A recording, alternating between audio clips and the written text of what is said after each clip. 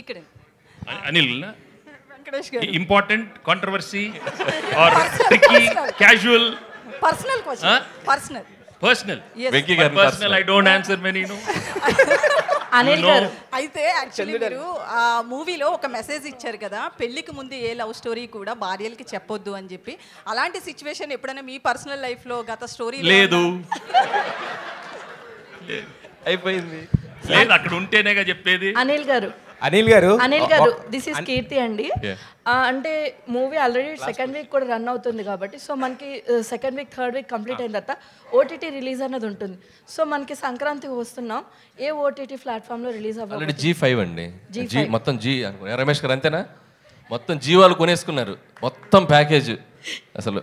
And అలానే block buster pongal song ఉంది కదా, సో మన వెంకటేష్ గారు ఎన్ని టేక్స్ తీసుకున్నారు?